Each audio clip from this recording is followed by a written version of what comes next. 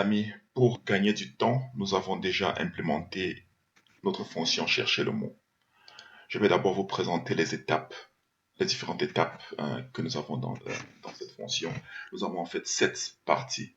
Dans la première partie, nous lisons un fichier de type texte et les mots contenus dans ce fichier, vous pouvez les voir ici. C'est 297 mots communs de la langue française. Nous sauvegardons donc tous ces mots dans une liste. Ensuite, un mot est choisi au hasard dans cette liste de mots au travers de la fonction random du module random. Nous sauvegardons le mot choisi comme solution. Ensuite, nous générons à partir de ce mot choisi un autre mot formé de caractères. Les caractères sont donc mis en ordre incohérent et nous générons donc à partir de ces caractères donc un autre mot. Le joueur devra donc reconnaître le mot caché en fait et donner sa réponse. Sa réponse va être sauvegardée par la fonction input dans une variable dans notre programme.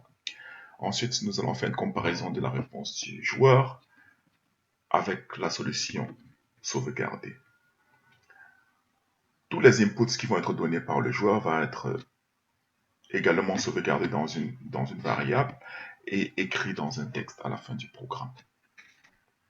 Allons-y donc voir notre jeu pour voir comment elle fonctionne. Nous appuyons sur Play. Nous voyons dans notre console. Bienvenue dans le jeu chercher le mot. Quel est le mot caché derrière IRAM? Alors ça c'est facile, Marie. Quel est le mot caché derrière amour? Ah ouais. Juste. Là c'est son. Juste. Et c'est là ça devient un peu plus compliqué là. Qu'est-ce que ça peut être? Sentiment. Ah, je suis trop fort.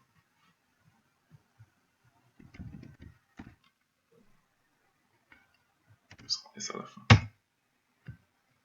Stop, si je mets stop, ça devrait stopper le jeu. Voilà, il me dit à la prochaine.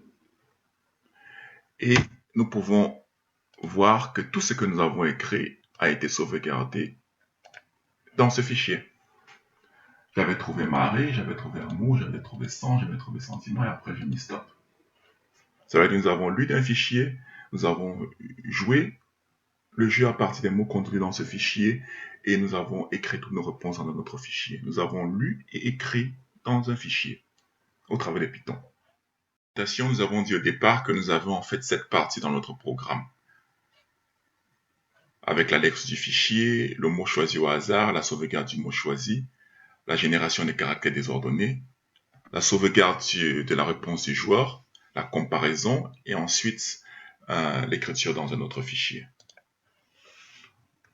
Voici notre fonction chercher le mot. Nous avons notre mot de bienvenue. Nous connaissons déjà comment ça se passe avec la fonction print. Ici, nous avons notre liste de mots qui est générée à travers de la fonction readFile. Si nous allons dans cette fonction, nous voyons que nous avons donné la source du fichier. Nous avons généré un objet au travers de la fonction open. Nous voyons aussi que c'est avec ce R, ça veut dire que nous sommes en mode lecture. Ensuite, nous lisons toutes les lignes dans le fichier et nous sauvegardons ça ici dans liste de mots et nous fermons le fichier. Ok. Ensuite, nous allons dans une boucle. Nous donnons les limites pour la génération de l'index. Nous générons ici l'index au travers de GenerIndex. Nous voyons aussi que c'est juste la fonction randint. N'est-ce pas? Ok, nous avons généré l'index. Nous choisissons maintenant un mot dans notre liste de mots.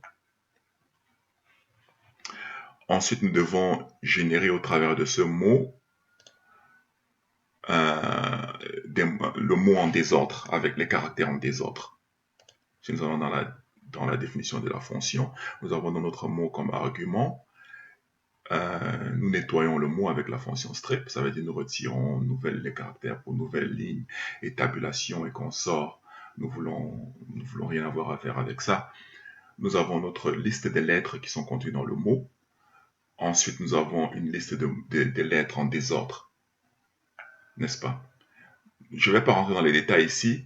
Ça, c'est juste que nous avons donc une boucle qui va donc parcourir chaque lettre dans le mot donné en argument et générer donc pour chaque index de notre liste donc de caractères un caractère.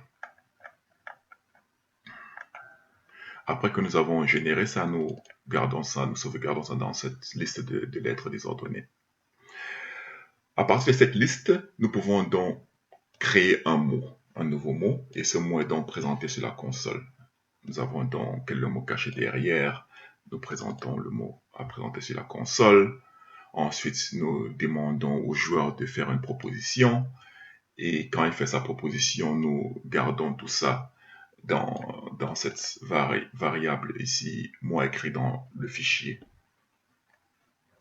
Nous faisons la comparaison entre la réponse du joueur et le mot solution sauvegardé plus haut.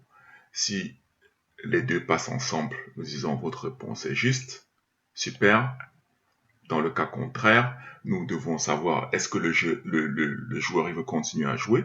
S'il ne veut pas continuer, il peut écrire stop. Et nous sortons donc de notre boucle. S'il veut, c'était fausse, voilà. Nous disons donc, dommage, votre réponse n'est pas juste. Voilà, ce que j'ai oublié de vous dire, quand le joueur dit stop, nous avons dans cette fonction writeFile avec tous les mots qu'il a eu, tout ce qu'il a eu à écrire sur ce qui a été marqué sur la console.